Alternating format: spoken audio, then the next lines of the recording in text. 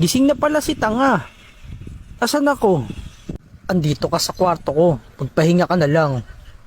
Tangina, 3 araw kang tulog ha. Lobat ka ba? Ano sabi niyo, 3 araw? Grabe naman. Yan lakas pala ng tama mo eh. Titira-tira ka ng buong 1 linggong di ka natutulog tapos pansudot mo cobra. Alam ba ni Foreman na 1 week na ako tumitira?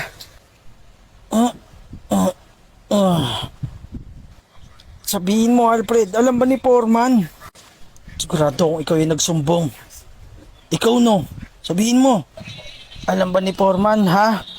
Alam ba ni Foreman na 1 week na akong hindi natutulog, ha? Alam niya ba? Sabihin mo sa akin yung totoo, Alfred.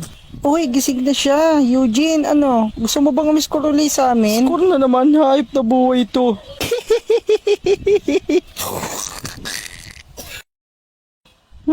Kaya pala halimaw maghalo tong si Eugene. Pero yung mo ay gising mo lang, tira na naman.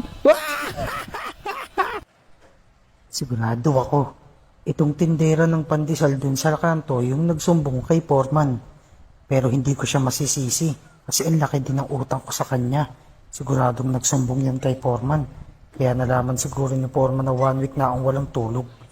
Buti na lang talaga. Tinakasan ni Foreman yung sahod ko. Kung hindi, wala akong mauuwi sa pamilya ko. Yari. Jenny! Sandali! May itatanong ako.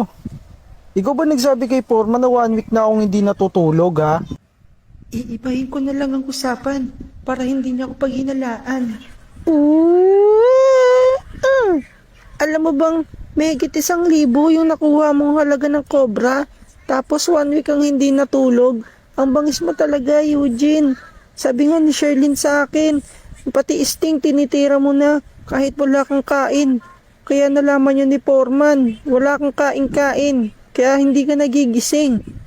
Sa totoo lang, yung utang mo, inutang ko lang din yun kay Sherlyn. Halagang 500. Nahalata na siguro ako ni Foreman. Teka Jenny, maiba tayo. Wala ba sa inyong nagsanla ng iskwalang bilog? Anong iskwalang bilog ba sinasabi mo? Hindi mo ba alam ang iskwalang bilog? Laging pinapahanap sa akin ni Foreman yun pero di ko pa nakikita eh. Sigurado naman ako na kay Alfred lang yun. Sana nga na kay Alfred lang yun. Dahil pag hindi ko nakita yun, hindi ako ipopromote ni Foreman bilang mason. Yari ako nito.